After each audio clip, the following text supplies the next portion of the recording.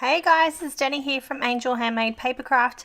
Today I am sharing a card with you for Whimsy stamps. I am part of the digital design team. So what I'm sharing with you today is the Penguin Easter Bunny, which is one of the cute images that has just been released for March 2018.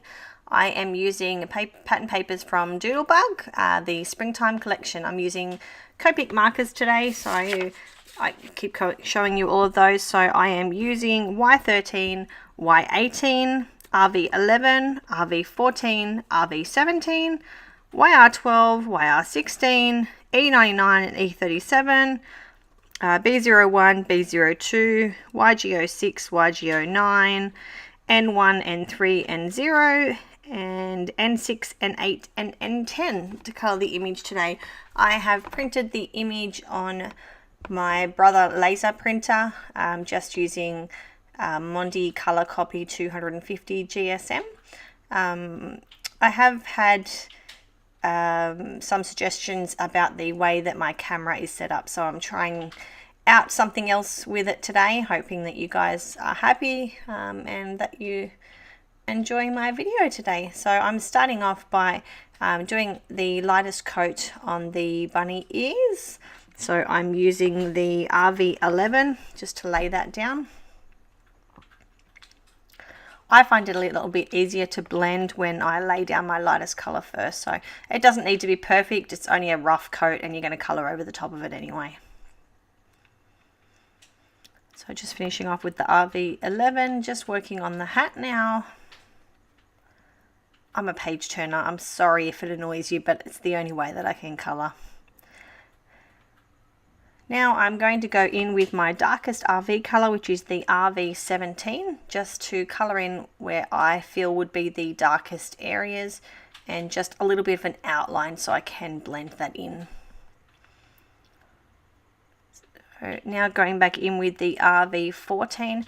Now what I do find is that there is quite a large colour difference between the RV11 and the RV14. And as you can see, I wasn't paying attention and I got a little bit out of the line. So I'm just fixing that up with the Zero Colour Splendor. So as I was saying, there is quite a bit of colour difference between the RV11 and the RV14. The RV11 is a lot more saturated. So I did have a little bit of difficulty blending the RV11 and RV14. It just took a little bit more work than what it normally does. So I've gone back in with the RV14 again just to add some more colour in there, and back with the RV11 to pull that out. Now moving on to the other ear, same process, laying down the RV17 just on the inner ears and then right on the edge of the ears just to blend that colour out. I am no professional at Copic colouring, I am completely self-taught, so please don't send me messages telling me that I'm putting my shadows in the wrong area. I'm doing the best that I can. And it's the way that I've taught myself, so one step at a time. So going back in with the RV11 to blend those colours out, adding a tiny bit more of the RV14, back again with the RV11.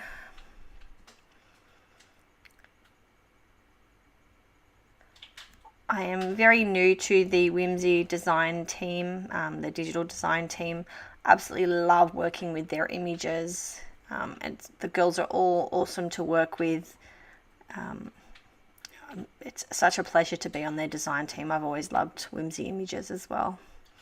So now I'm just working on the hat. So same thing, starting with the darkest colour, the RV17, pulling it out with the RV14, and then going back in with the RV11. So here is where I'm really noticing the saturation level. So what I'm doing now is I'm doing the tip to tip technique. So I'm using my RV11 marker, carefully touching the tip to the RV14 marker, and then using that ink that's left on there to blend the hat out. Now keep in mind, as you're looking at it right now, the ink is still very wet, so it doesn't look as blended as much, but I will post some photos at the end of the video of the completed image. So now I am trying not to work on areas that are right next to each other because it is so still saturated. So I'm just moving on to his bunny tail. So I am using the N1, N3 and the 0 marker here.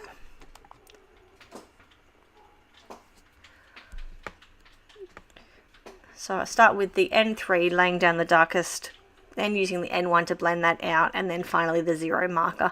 Obviously we don't want it to look completely grey, that's why we use the lightest colours and then blend them out with the 0 marker. So now just deciding on what area to start working on next. I'm now going to move on to his tummy. Again, just going in with the N3, which is the darkest marker, just to add in where I believe the shadows will be. Then I will go back in with my N1 marker, pull those colours out, and then finally with the 0 marker.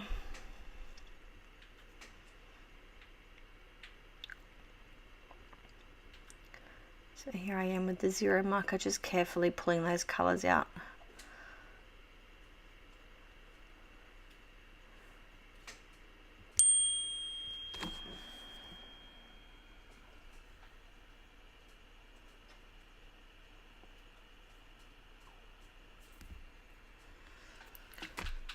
Now I am moving on to his, do you call it a beak on a penguin? Yeah, his beak and his feet.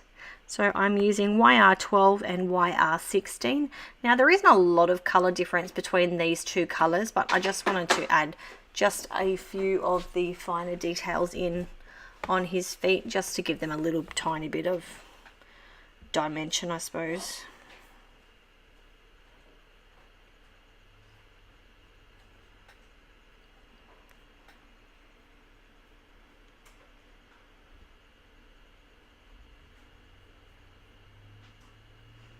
Okay, so now I'm going in and doing his face. Now that the pink is dried up a little bit, so I'm going in with the N3 marker, then the N1 marker to pull that out, and then finally the 0 marker again. I do try to make sure that I'm not using light colors right next to the dark ones straight away while they're still wet, because you can pull that dark color into his beak. So if I was to do the black area around his head first, I would have accidentally pulled that into his skin. Now going back in with those YR markers just to finish his beak off. Alright, so now I'm going in with the dark markers. Because they're very small dark areas, I am starting with the lightest colour first, which is the N6. Then I will carefully lay down a tiny bit of the N10 just around the edges, blend that out with the N6, and then, blend that out with the N8, and then back to the N6.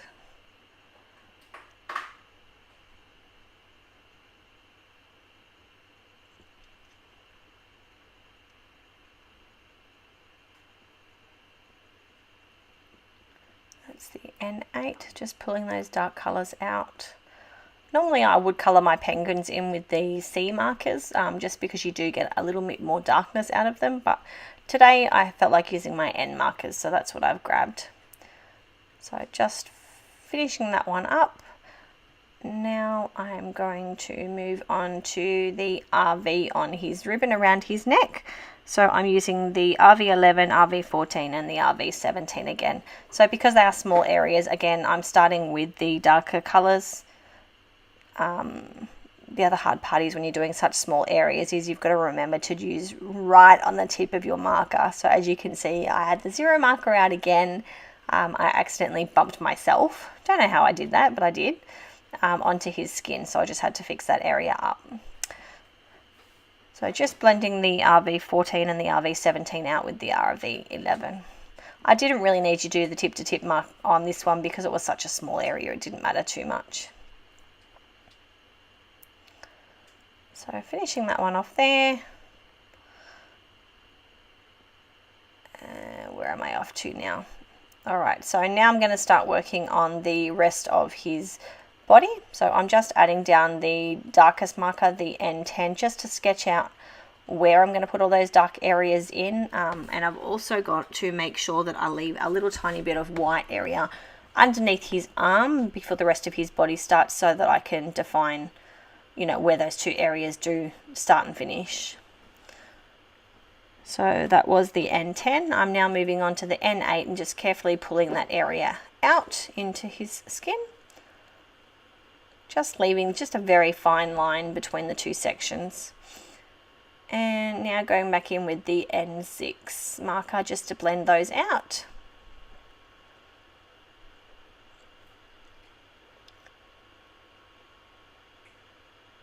Sorry, my big fat hands are in the way.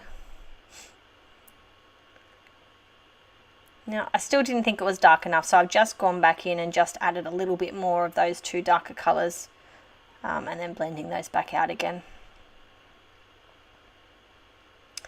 Now, carefully moving on to the other side. Now, the other side was a little bit more difficult, and I had to remind myself to try and use right on the tip of the marker because it was such a fine area. And obviously, you know, being that it's the dark colours, I didn't want to get them into any other areas. So carefully blending those out. There's not much of an area to blend, but I did it anyway. Carefully trying to use my marker straight up and down, just so that I can add just a tiny little bit of colour in there.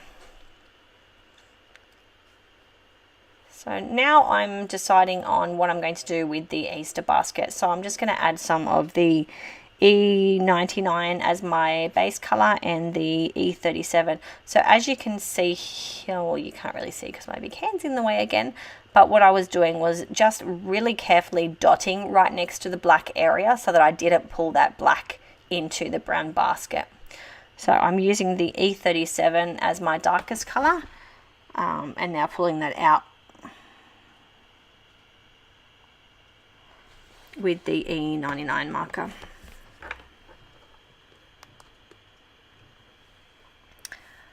So 2 plane tickets. They were. Sorry guys, my microphone just cut out on me there. As you can see on the right hand side there, I do a little A5 printout of my process, and it's actually double-sided. I write my Copic markers on one side, and on the other side I write all the products down as I go, just so I can keep record of those and I don't put them away and forget to write them down. So I am now moving on to the Easter eggs. I'm using Y13 and Y18 for the yellow egg. I am using B markers now. I'm using B01 and B02. Now I will be drawing on these eggs as well, so I'm not worrying too much about the blending. You're not going to see it too much. Green markers, I'm using YG06 and YG09, just on those small eggs in the background there. Oh no, that was a front egg, sorry. Pay attention to what I'm doing here. Now I'm using what am I using? I didn't write those down. V06 and V09, I think that was.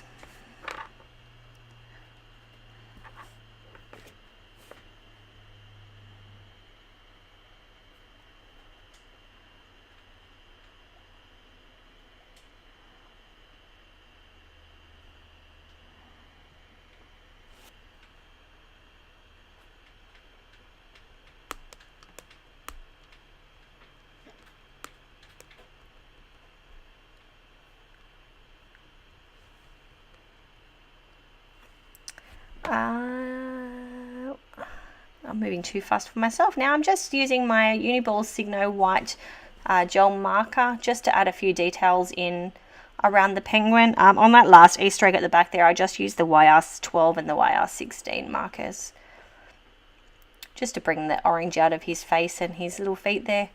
I'm now using the B01 and B02 on the large egg in his arms. Carefully blending that out. Drawing on some little details onto the egg, which I didn't comment on earlier. That's what I did on those ones as well. Then I realised that I hadn't done the bow yet, so I've just gone back in with those RV markers. So I'm using the RV11, RV14 and RV17 to do that one. Just carefully laying down the RV11 marker. Going back in with the RV17 to add the dark areas in.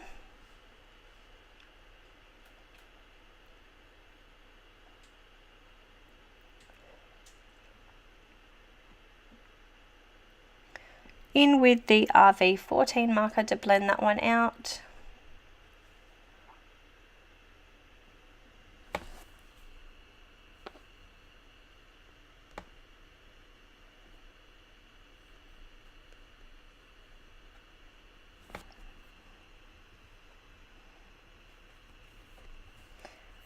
And now I'm using the tip-to-tip technique again on this bow just because the area is a little bit larger. I just want to make sure it's all blended out nicely. And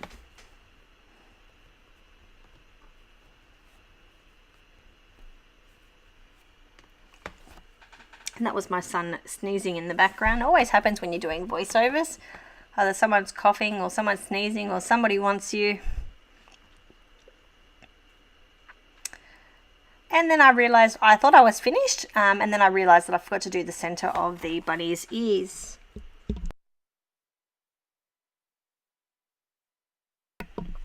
So just going in with the N3 marker, now I'm going back with the N1 marker to blend that out. And then finally I'll use the zero colorless blender just to pull the last bit of the grey marker out.